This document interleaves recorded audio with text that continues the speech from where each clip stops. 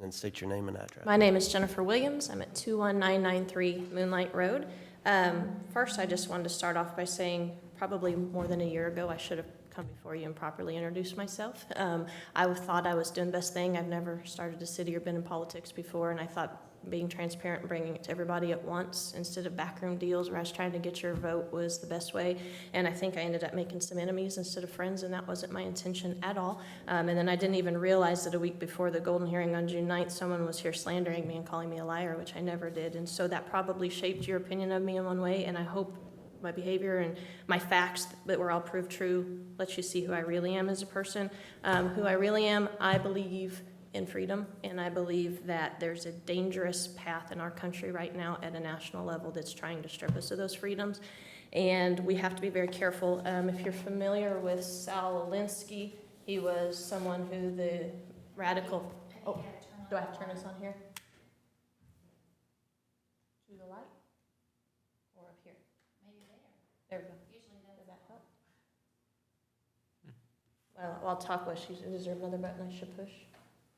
JR can help you. JR can help, all right. You figure it out and I'll talk, so don't waste your time. She has it on. Is it on? There you go. Okay, Sal Alinsky is an extreme left activist that one of his major things, both Hillary Clinton and Barack Obama have followed and done an extensive study and even college theses on him, but one of their most important tactics is infiltration and dividing that way. And so, and by doing so, what you find is George Soros's Open Borders or even Planned Parenthood to an extent are different organizations that come to the public as being for good cause, but unfortunately, where there's good, sometimes there can also be evil. You know, we're told biblically that, you know, for such men are false apostles, deceitful workmen, even Satan disguises himself as an angel of light. For the time will come when they will not endure sound doctrine, but wanting to have their ears tickled, they will accumulate for themselves teachers in accordance to their own desires. See that no one takes you captive by philosophy and empty deceit, according to human tradition.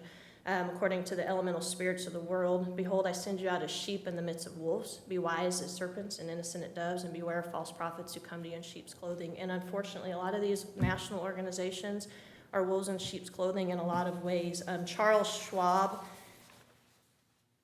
this is New World Order stuff, guys. I mean, it was conspiracy theory for years and years and years, but Charles Schwab believes that the World Economic Forum and the Biden administration should work together to basically control everything that we're doing. And so what we're, slippery slope we're at as a country is these national alliances and agendas stripping us of our freedom and most importantly what our country was founded on, which is representation. And if we don't elect people in these offices and we are letting appointed boards rule us or govern us or put in policies, one of the things about infiltration, if you start, we're not having a rush on demand. We're not having all these supply chain problems where we don't have logistics in place so boats are sitting in the harbor. We're having a problem where the top 5 companies, BlackRock, Wellington, Northern Trust, you name it, Bill Gates Foundation, they are all becoming the top shareholders of all the major suppliers of goods. And as we continue to consolidate down into this global society, we're giving away the rights we have at a local level to be self-sufficient and to protect ourselves. And so whether it's, you know,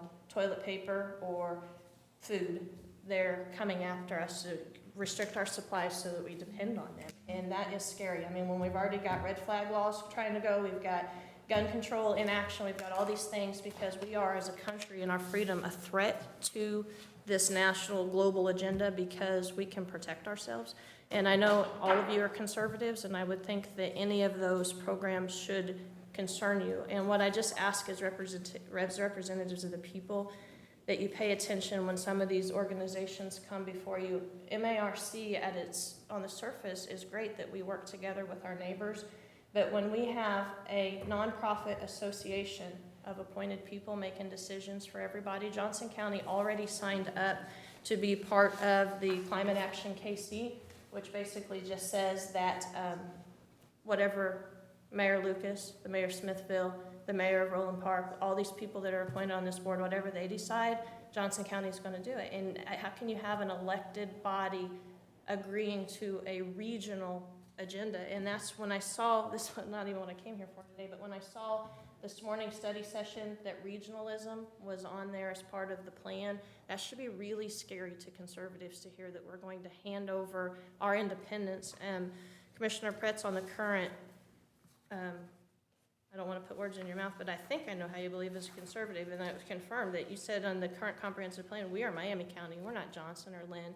So I would think all of you would really want to protect the people you are here to protect. And so when people like the MARC come forth and they start throwing out words like creative, diverse, and resilient, the Rockefeller Foundation right before the pandemic and George Floyd and all of this stuff that started hitting us as a country, they talked about resilient cities, whether it be Tulsa or Detroit or you name it. All these cities that were resilient were actually ones that were kind of being attacked. And so we have to be aware of the wolf in sheep's clothing so that we can protect people. And so when you're doing your current comprehensive plan and you're telling us, Shane Kroll said, providing guidance to be a voice, Teresa says your voice matters, all of you want what's best for Miami County. You said it was a statistically significant response rate.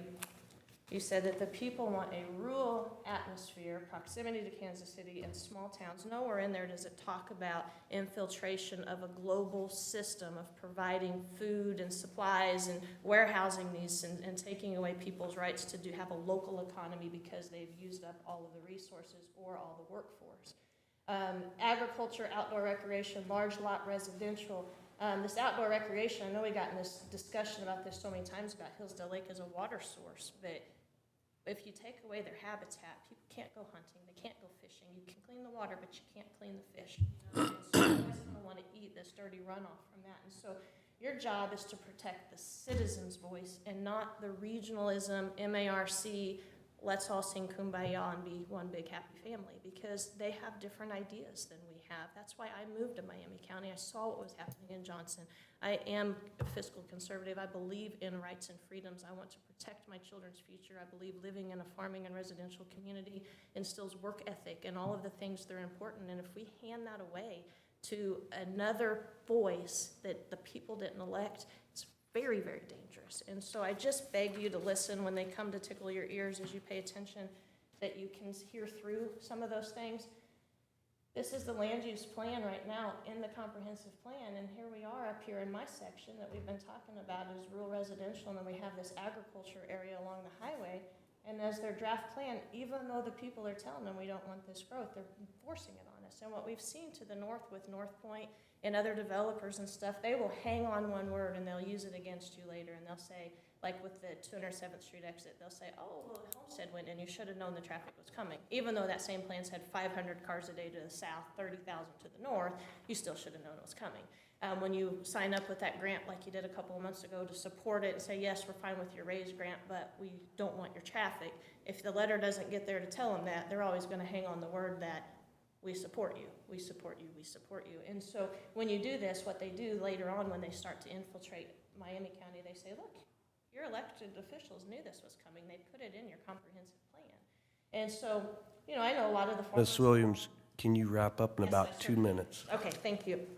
And so what I should have done a year ago was to let you guys know, at 207th and Gardner Road in Johnson County, the development has crossed over Gardner Road, even though every single resident around there is begging them not to be there. They just, even though there's 3 lawsuits against it, which the judge yesterday decided that it is illegal annexation, but only the Attorney General can fight it.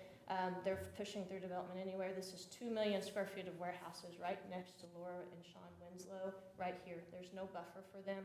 Nobody can protect them. So even though, like, your county or your appraiser's report said that intermodal land was worth $67,000 an acre for their 5 acres, that means that they may get $337,000, but they're worth about $500,000.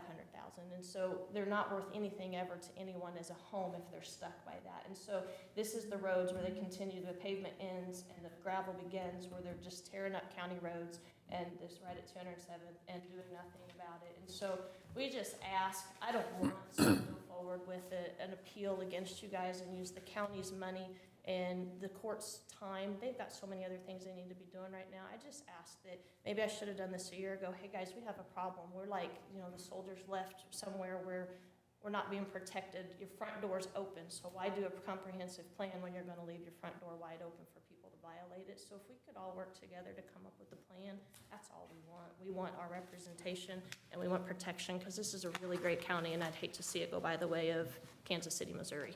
Thank you. Thanks for your time. The few clarifications I'd add to that and acknowledge is on the Miami County side in that area, I think we have made steps outside of Golden, which we won't talk about because it's in the courts right now, but outside of that, we are putting up signs today, JR, about truck traffic is not appropriate here. We've made speed limit changes inside of there. We're acknowledging through the comprehensive plan what the people are saying, and that's in our planning commission right now under discussion. What happens on 207th and Gardner Road, we have no control over, as we've discussed in a lot of detail. So I would say from a commission standpoint, on Mark, we've made some specific comments that we didn't agree with some of the climate language that they had, and that how it can be attached to funding, which we've also made public statements against that too. So appreciate all of the information, but do want you to know that your representation does acknowledge that. That's and wonderful, has because I addressed think you've got solar coming next probably in the near future that they're fighting pretty hard in Johnson because of some of the setback requirements and things. And so I just